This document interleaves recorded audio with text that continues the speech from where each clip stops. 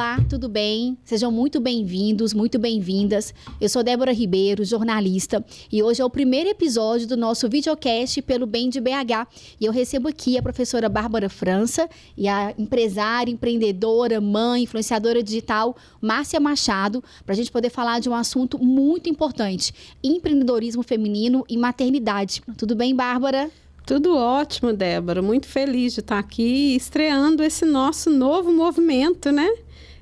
A gente vem, assim, pensando, gestando quem que a gente iria convidar, como seria e como que tudo se encaixou perfeitamente para a gente ter esse momento aqui, que eu acho que vai ser de muito conhecimento, de muito compartilhamento também, né? Das nossas vivências e principalmente com uma convidada mais do que especial. Eu já te agradeço, assim, né?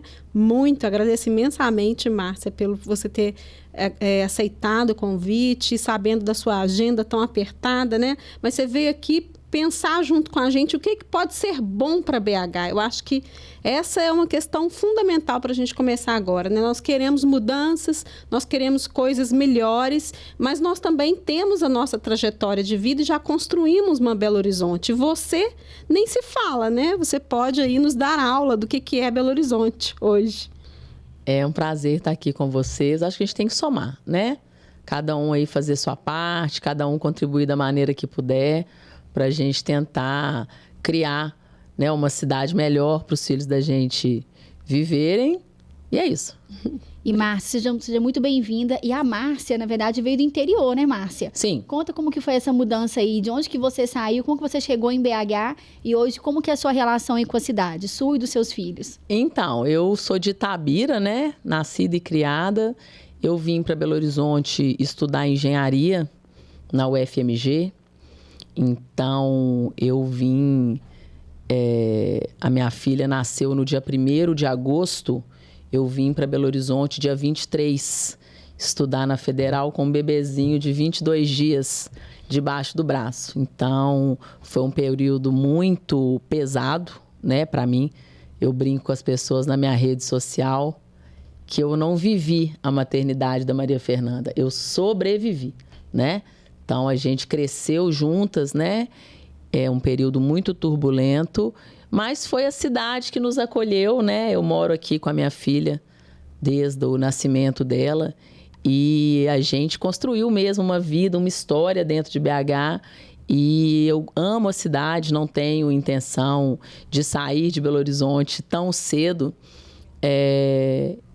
E é isso, eu amo BH. Eu acho que BH, ela tem ainda um pouco das características ali do interior, né? BH ainda tem muitos bairros, bairristas, né? Eu morei anos na Floresta, e a Floresta é quase uma cidadezinha do interior, né? A Floresta, Santa Teresa, é muito bacana. E tem também toda a estrutura da cidade grande, então eu acho que é aquela mistura boa. Pois é. Quais bairros de BH você já morou? Por onde você já passou? Então, nossa, muitos. Eu já morei. Eu morei muitos anos na Floresta. Aí morei uma época ali no Palmares. Sim. Depois morei no Sion. E agora já tem um tempo que eu tô ali para os lados do Grajaú, do Buritis. Não pretendo mais sair, né? Me estabeleci mesmo. Mas eu tenho histórias, assim, com vários bairros de Belo Horizonte. Eu trabalhei muitos anos, antes de eu ser dona de agência, eu trabalhei muitos anos numa agência no Santa Branca, né? Que é ali, região da Pampulha. Sim. Estudei muitos anos na UFMG, então eu tenho mesmo uma história, um carinho, né? Pela Pampulha. Hoje, a minha agência é lá no Boa Vista, perto do bairro Saudade. Então, assim, cada cantinho de BH tem uma história minha para contar. E você é uma pessoa que viaja muito, né, Márcia? Muito. Tem várias histórias para você contar, né, ao redor do mundo, mas Sim. vai e sempre escolhe voltar, né? Sempre retorno. Eu sou cidadã do mundo mesmo, a minha filha também. A gente viaja muito, mas sempre viagens assim. Às vezes a gente vai, viaja, trabalha, passeia, às vezes a gente só passeia, mas sempre com aquele coração pronto para voltar mesmo para casa. Muito legal.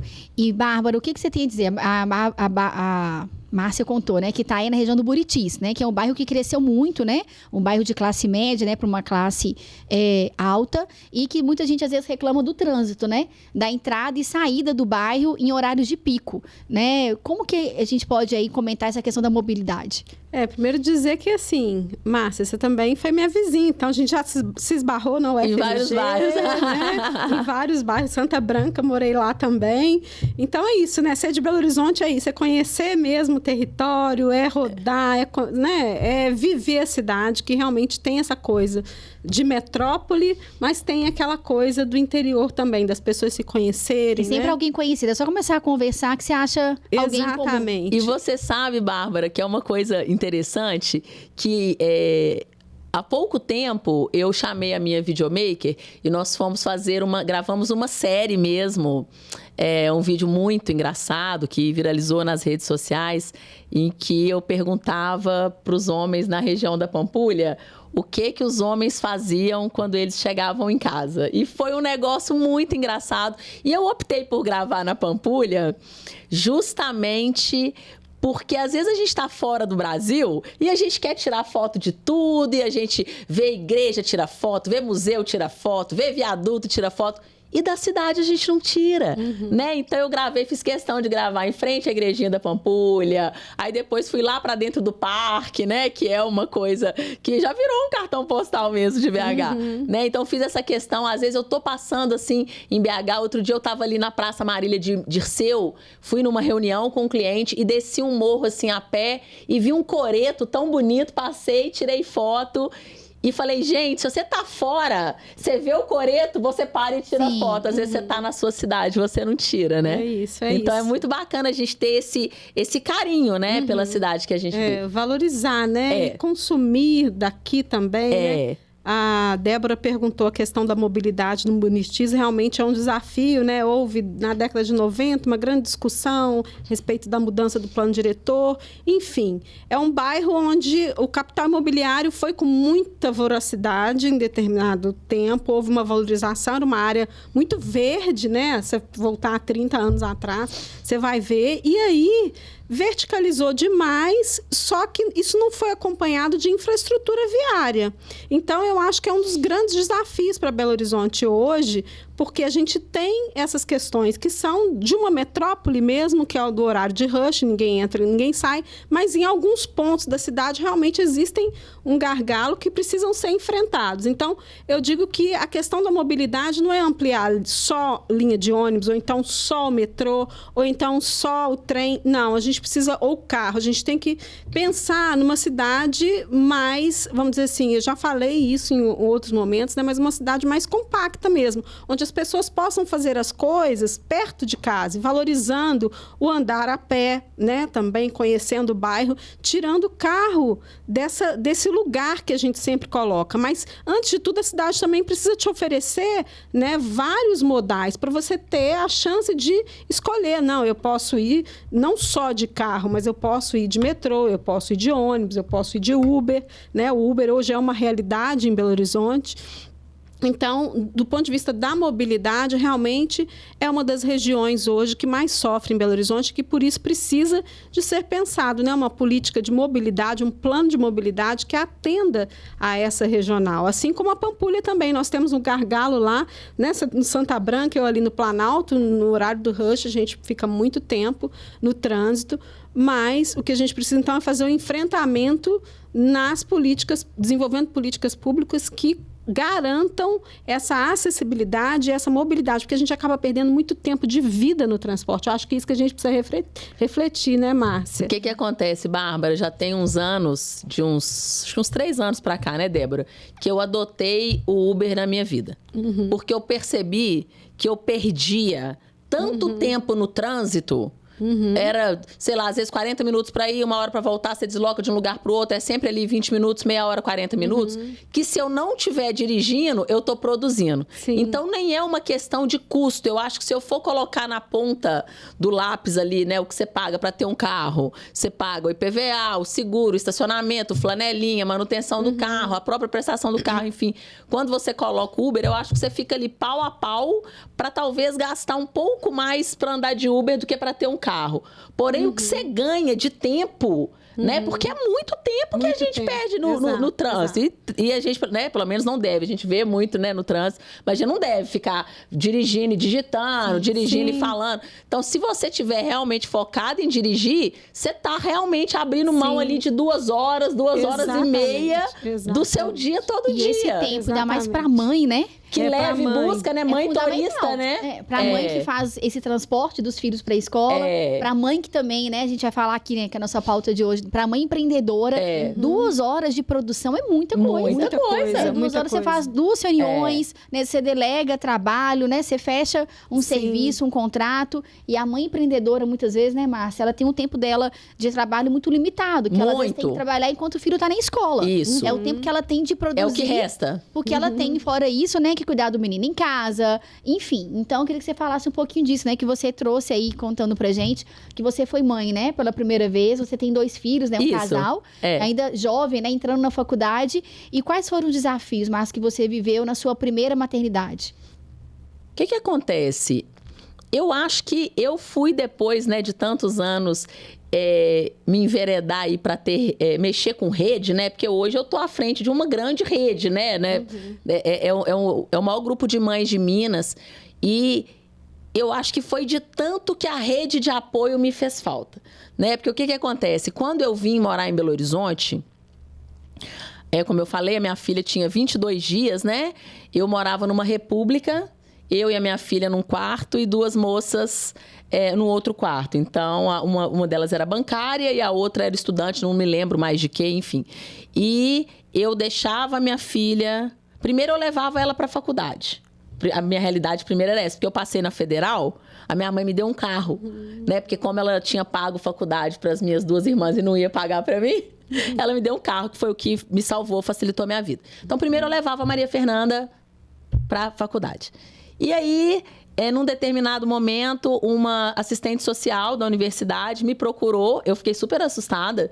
E a assistente social falou comigo assim, olha, uma professora falou que você está vindo assistir aula e trazendo um bebê. Eu achei que a moça ia, né, brigar comigo, né, e tudo. Ela falou assim, olha, a universidade tem uma fundação, Universitária Mendes Pimentel, que é lá no edifício Acaiaca. Vai lá, é a FUMP, né? Vai lá, procura a FUMP, fala que você está trazendo um bebê para a escola, que a universidade paga para você um hotel, né, um hotelzinho infantil, para você deixar a sua filha, para você prestar atenção na aula. Olha isso. Porque eu realmente estudava nessas condições. Eu levava o bebê... E ela era muito quietinha, minha filha, ela é praticamente graduada, né, em engenharia, que ela assistiu muitas aulas, né, quando ela era bebê. E aí, ela ficava bem quietinha, eu assistia a aula. Quando ela chorava, eu saía. Ela parava de chorar, eu voltava e simples assim, Márcia. Virou nossa mascote. E aí, eu fui pra FUMP, a FUMP me deu uma bolsa que na época chamava Bolsa Creche, depois Bolsa Manutenção, enfim, eram 2 bolsas que eu recebia da FUMP. Só que mesmo assim, o hotelzinho que a Federal pagava para mim era lá no Cidade Nova. Não estou reclamando, viu, FUMP? Muito obrigada. Mas eu saía da Floresta, deixava minha filha num hotelzinho na Cidade Nova e ia estudar na Pampulha. Saía da Pampulha, pegava minha filha na Cidade Nova, voltava para a Floresta. E assim, neste trajeto, eu fiquei durante 3 anos. E nesse andar da carruagem, Bárbara, você pode imaginar, né? Que eu fazia 6 matérias, passava em 2. No semestre seguinte, eu fazia 5, passava em 2. No próximo, eu fazia 4, passava em 1, enfim. Então, eu fui atrasando muito essa minha formatura. Quando eu já estava há 3 anos aqui em Belo Horizonte, a minha filha já tinha 3 anos, a minha mãe aposentou em Itabira. E veio para Belo Horizonte me ajudar. Quando a minha mãe veio para Belo Horizonte me ajudar, foi que eu deslanchei mesmo na questão da faculdade, né? Por quê? Rede de apoio. Exatamente. Né? E você está falando, a gente tem mais uma coisa em comum, porque eu também levei meu bebê, assim, não tão nova, porque eu tive filho mais velho, né? Mas no doutorado, com 21 dias, o Enzo ia junto comigo para a sala de aula com a minha mãe. Aí tinha nessa rede de apoio, ela levava e eu saía para amamentar. Então, assim, no último trabalho, nos trabalhos, eu já colocava lá Enzo, porque eu também fui grávida. Então, é a vida da mulher, da mãe, né?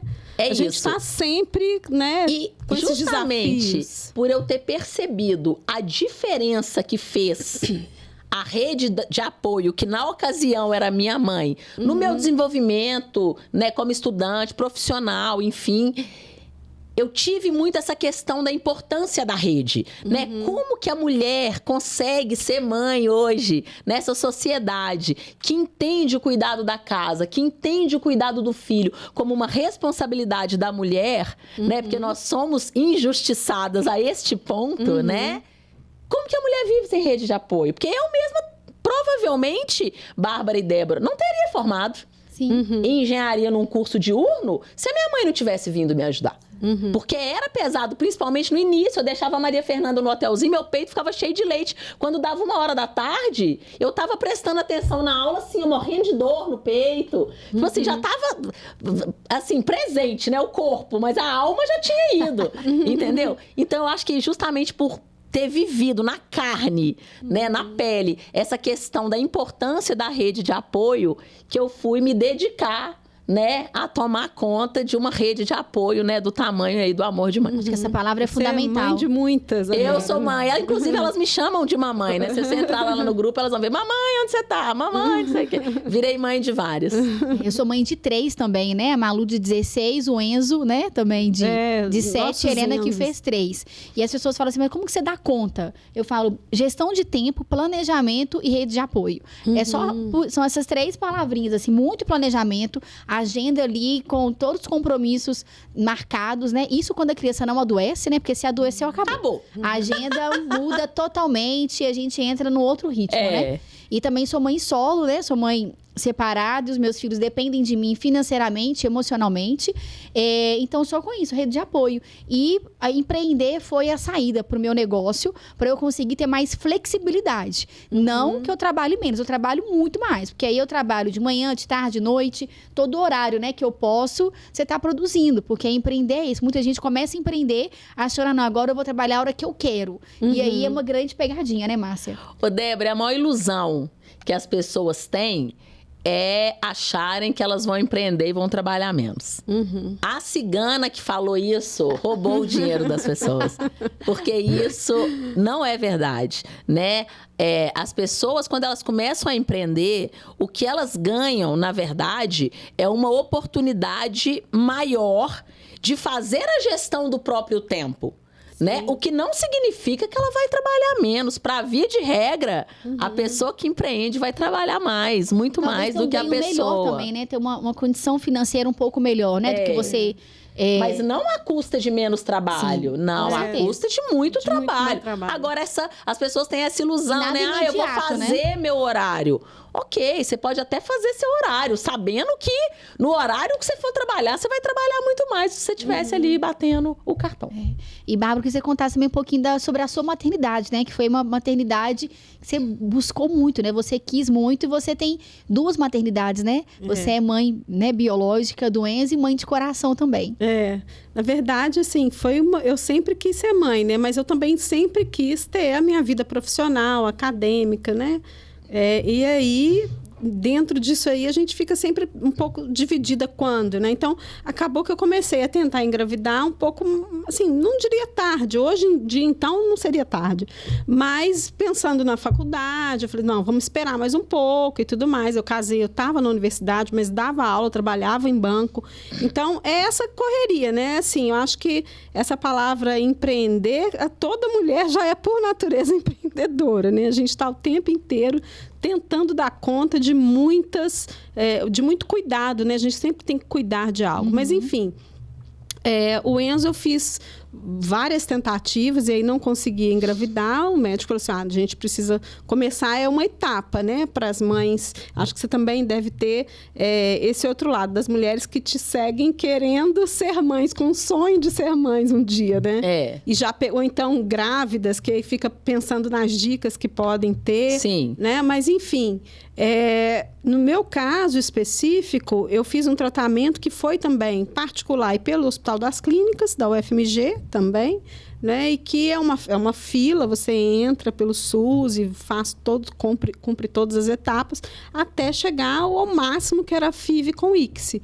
E aí, assim, eu digo também que é um grande milagre de Deus, né? Eu sou uma pessoa que tem muita fé, sempre tive, acho que tudo também que a gente consegue na vida é porque Deus nos ajuda, nos fortalece, nos dá saúde diária para acordar, batalhar, não é? Porque tem dia que não é fácil, tem dia que a gente acorda com enxaqueca, tem dia que a gente não está bem, mas mesmo assim a gente sabe que a gente tem um propósito maior e tem a fé que nos sustenta e fortalece para dar conta dos desafios do dia a dia. Então, hoje, assim, me sinto realizada como mãe, né? E aí, eu sou também mãe acolhedora, né? A gente não pode falar o nome, né? Por conta da questão jurídica da criança, mas é uma adolescente maravilhosa, linda, muito saudável também, que faz uma parceria enorme com o Enzo. E tem ainda o mascote, o Luke, né? Porque eu também sou apaixonada por animais, por cachorro, sempre tive. Então, assim, meu marido quase pediu o divórcio da última vez, que a gente já teve 6 cachorros. E aí ele falou assim, não, Bárbara, aí quando morreram com 14 anos já velhinhos, não, chega. Eu falava, fiquei 2 anos esperando. Eu falei, não, eu acho que agora dava. Não, de jeito nenhum. Ele entrar por uma porta e sai pela outra. Sai nada! Mas não sai nada. Tá lá hoje, assim, né? Hoje quem cuida, basicamente. Porque ele falava isso, mas você não tem tempo, eu também não tenho. Tem a questão das viagens, a gente não gosta de deixar para trás. É muito difícil. Ah, tem um hotelzinho, mas isso não é uma opção lá em casa. Então a gente só viaja quando ele vai junto, né? E aí é isso, assim, a família trololó que tá lá em casa. Muito legal. E a família da Márcia também é uma família e eu... Os meus, não, os seus, os nossos. A minha é a verdadeira família moderna, né? Porque eu e o meu marido composições familiares. Não temos filhos juntos, né? Ele tem 2 filhos, eu tenho 2 filhos, mas nós não temos filhos juntos. Eu acho engraçado, Débora, outro dia eu estava pensando isso, que isso aí seria um tema de uma ótima matéria. Porque quando eu coloco assim, coloca aqui, ó, eu e o Marco, meus 2 filhos e os 2 filhos dele. Quando começa a colocar os irmãos do lado de lá, porque, tipo assim, a Maria Fernanda tem 3 irmãs por par de pai. O Marco Antônio tem 3 irmãs por par de mãe. Dava, tipo assim, umas 25 pessoas. Tipo assim. Eu falei, gente, tem que fazer uma matéria sobre essa nova família. Fala assim, ó, 2 pessoas e uma árvore. Gente, em volta, né? Então, é a nova família mesmo. A gente já tem 9 anos de casados e damos super certo e tudo. É os meus, os seus e os nossos, né? Inclusive, você outro dia contou que é o seu casamento mais longo, né? Mais longo. Os seus stories, ela estava assistindo, eu morri de rir. É o mais longo, é o recorde mundial. Meu relacionamento mais longo anteriormente tinha sido 7 anos, então ele ultrapassou. Quando as pessoas falavam assim, crise dos 7 anos, eu falo, tem mesmo, porque passou de 7 anos, não dura mais. Mas agora ele ultrapassou a barreira da luz aí, do som, tá dando tudo certo. E aí, quando veio a chegada do Lipe, né, que é o seu segundo filho, o Lipe tá com quantos anos? Fez 10 agora. 10. Foi uma outra maternidade, né, Márcia? Porque você deu um espaço aí, né, entre Maria Fernanda e o Lipe. O que acontece? É porque o Lipe foi uma situação completamente diferente, né? O que só prova que não adianta a gente planejar nada, né? Eu brinco que a gente fica aqui embaixo fazendo planos e Deus fica lá em cima rindo. Tipo assim, não vai acontecer nada do que você tá falando, né? Porque a Maria Fernanda eu tive solteira, né? Então eu tinha 18 anos quando eu fiquei grávida, tive a Maria Fernanda com 19. O Felipe não, o Felipe eu falei, não, agora eu vou fazer tudo certo. Igual a sociedade fala que tem que fazer. Vou arrumar um namorado bem bonito, vou noivar, vou casar, vou viajar de lua de mel e depois vou engravidar e tal. E quando o Felipe nasceu, 3 meses depois eu separei. Então romantiza, não adianta, né, fazer planos, não adianta romantizar, né? E foi uma maternidade completamente diferente, porque apesar de eu ter ficado um pouco frustrada, e eu preciso admitir isso, né, Bárbara? Porque como eu tinha feito tudo certinho, eu não achei que eu fosse criar outro filho sozinha. Porque eu já tinha criado um filho sozinha, eu não queria criar outro. Aí eu fiquei frustrada, falei, poxa, mas de novo... Vou criar mais um sem pai, entendeu? Fiquei naquela frustração. E não foi o que aconteceu, né? 1 ano depois, eu já estava casada com outra pessoa, tô casada até hoje. Enfim, mas foi uma condição totalmente diferente, né? Quando eu tive a Maria Fernanda, eu morava numa república, né? Quando eu tive o Felipe, eu já tinha casa, eu já tinha estrutura, já tinha minha empresa, já tinha meu apartamento comprado e pago, já tinha dinheiro para pagar um empregado, para pagar uma babá. Então, era outra condição social de vida, né? 15 anos depois. Mas não deixou de ter esse desafio, né? Essa frustração, na verdade, que foi esse início de ser mãe solo 2 vezes, né? Assim... E que não é fácil, né? Não é fácil. A sociedade fica pregando, né? A Mulher Maravilha, que você tem que dar conta de tudo. Ninguém quer, gente. Não é fácil. Ninguém quer essa capa da Mulher Maravilha mais. Todo mundo quer pegar essa capa e jogar no lixo, entendeu? Ninguém quer ser Mulher Maravilha mais, entendeu? As mulheres, elas ainda são, Débora, Mulheres Maravilhas. Nem sei se é assim que fala, né? Porque elas não têm opção, porque elas têm que ser, porque se elas não fizerem, ninguém vai fazer. Sim. Porque, na verdade, ninguém quer. Sabe, antigamente até isso era romantizado. A sobrecarga materna, esse desgaste emocional. A mulher dá conta de tudo, a mulher tem multitarefa, né? Que o povo fala, mulher é multitarefa, assovia, chupa cana e pinça a sobrancelha e dirige ao mesmo tempo. Não, a gente está cansada, entendeu? Mas quando se vive, né, num país que entende o filho como uma responsabilidade da mulher, né? Que entende os cuidados com a casa como uma responsabilidade da mulher, é muito difícil a gente quebrar esse ciclo. Né, Débora? É muito difícil, porque a gente que está aqui... cultural, né? De educação, né? E quando você para pensar, Débora, que nós somos pessoas... A Bárbara, mais do que a gente ainda, né? Que já fez doutorado, PhD e blá, blá, blá, blá, blá. Mas que nós somos pessoas, assim... com um alto nível cultural, se a gente for parar para pensar, né? Que já fizemos faculdade, pós-graduação e blá, blá, blá, blá. Se a gente ainda tem dificuldade de trazer os homens para esse protagonismo, para essa responsabilidade do cuidado com a casa, do cuidado com o filho, imagina, Débora, nos lugares, nos locais onde esse nível cultural, né, ainda é um pouco menor. Sim. Então é muito difícil a gente sair desse ciclo de sobrecarga da mulher, né? Contra isso que a gente tem que lutar todo dia, né? Não é?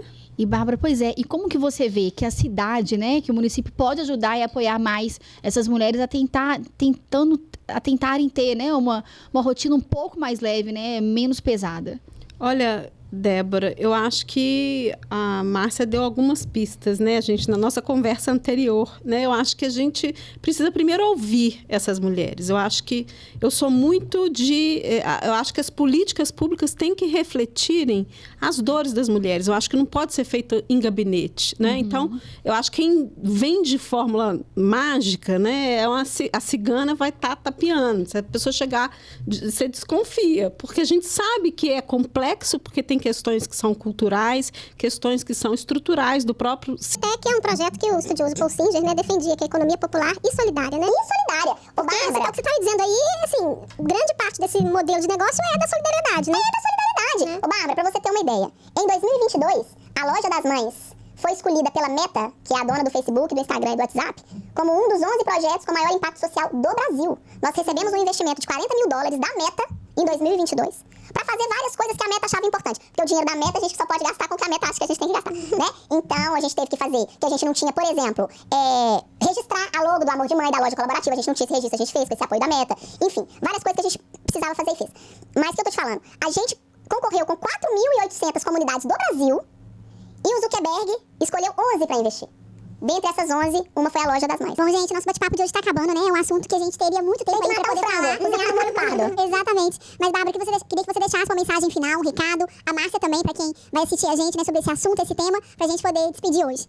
Eu queria mais uma vez agradecer a presença da Márcia, que muito nos honrou, a sua presença também, Débora, conduzindo essa conversa, né? E que, como passou rápido, né? Assim, é muito empolgante a gente ouvir a vida das pessoas como ela realmente é, né? Aqui não teve, a gente não floreou nada, a gente combinou nem roteiro, né? Não teve nem roteiro, exatamente. Então foi uma coisa, assim, muito espontânea e que a Márcia trouxe realmente um enriquecimento ao debate que precisa ser incorporado nas políticas públicas de Belo Horizonte. Eu acho que é isso, é pensar na representatividade da mulher, da mãe também, porque é mais, né, gente, uma Câmara dos Vereadores, ela tem que discutir mais se o banheiro, é mais do que se o banheiro é azul ou se é rosa. Ele tá ali também para produzir políticas públicas que permitam às mulheres, às mães, trabalharem, viverem, serem felizes na cidade, garantirem segurança de trabalho, de mobilidade, né, terem acesso a políticas que vão capacitá-la para a formação, para a renda. Então, tudo isso eu acho que também é para um próximo capítulo, né? Discutir como é que é a formação dessas mulheres, como é que a mãe chega lá para a Márcia, né? Mas o que ela sabe, né? Quais são esses produtos, o que ela oferece, como que ela pode melhorar essa gestão de processo. Enfim, eu acho que aqui foi uma porta de entrada, né? Para que a gente continue esse debate. Já tá convidada novamente, Márcia. É assunto que não acaba mais, né? É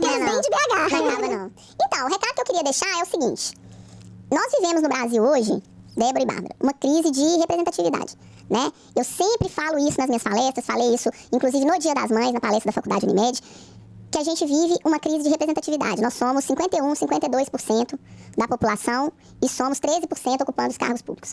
Eu acho que lá no passado foi vendido para as mulheres uma ideia, né, muito errada, de que mulher não era amiga de mulher, de que mulher não podia confiar em mulher, de que mulher não podia confiar uma na outra e não podia caminhar junta. E é exatamente o contrário. As mulheres precisam entender que os homens, eles estão legislando em causa própria tem gerações, né? Exatamente. E que enquanto a gente não se conscientizar de que a gente precisa contratar mulheres, comprar de mulheres, votar em mulheres e nos alegrar quando nós vemos mulheres ocupando os lugares onde as decisões são tomadas, é muito difícil mudar o cenário que a gente vive hoje, né? Porque a gente não tem mulher onde as leis estão sendo feitas, a gente não tem mulheres onde os orçamentos estão sendo destinados para fazer as coisas. Então eu acho que tem que haver um trabalho, assim, tem que mudar o consciente coletivo de que a gente precisa mudar essa realidade, né? As políticas públicas hoje, em sua grande maioria, são desenhadas e votadas e feitas por homens, então elas realmente não nos muito pro nosso lado, elas não nos contemplam. Não vai entender a dor, né? Não vai entender a dor. Então, o apelo que eu tenho pra fazer é esse, porque às vezes a gente vê, né, muita mulher assim, torcendo o nariz pra outra, e não é o caminho, porque sozinhas, eu falo que a gente, né, quando a gente caminha sozinho, às vezes a gente vai até mais rápido, né, mas quando a gente caminha junto, a gente vai muito mais longe, né? A própria loja colaborativa, ela é um retrato disso, porque já passaram mais de 600 empreendedoras pela loja colaborativa do Amor de Mãe. Se eu tive lá 2 ou 3 que talvez teriam condição de terem elas sozinhas uma loja só delas, é muito. Então, o próprio projeto, ele só se dá pelo coletivo, né? Porque a gente pega aquela despesa ali que é gigantesca, porque você manter uma loja num shopping não é barato, e rateia ela ali pra 20, 25, 30 pessoas. Porque se fosse uma só pra pagar, nem eu daria conta de pagar, entendeu? Então, é isso, é a gente tentar caminhar mais juntas, né? Pra ver se o negócio melhora pro nosso lado. Mas acho que isso tá acontecendo, né? De uma maneira ainda lenta. Tá, mas já tá tartaruga, mas tá. Mulheres, né, estão se unindo, né? A gente vê em Belo Horizonte muito esse movimento acontecendo. E eu acho que a política pública já tá entendendo isso e vendo a força da mulher, né? Como que até os próprios homens, né, que estão aí à frente, né, de cargos políticos, querendo se aproximar, porque vê, né, que a mulher tá vindo aí com uma força muito grande. Mas é claro, né, que é um passo de cada vez. É isso. Meninas, muito obrigada. Obrigada, Bárbara. Obrigada, Márcia. a vocês duas. Eu agradeço também que a todo mundo que assistiu, compartilhe esse conteúdo. Então, se você conhece uma mãe, uma empreendedora, né, que vive todos esses desafios que nós compartilhamos hoje, encaminha pra ela esse vídeo, marca aqui nos comentários, que eu tenho certeza que vai ajudar a gerar aí insights importantes. E nós nos vemos no próximo Pelo Bem de BH.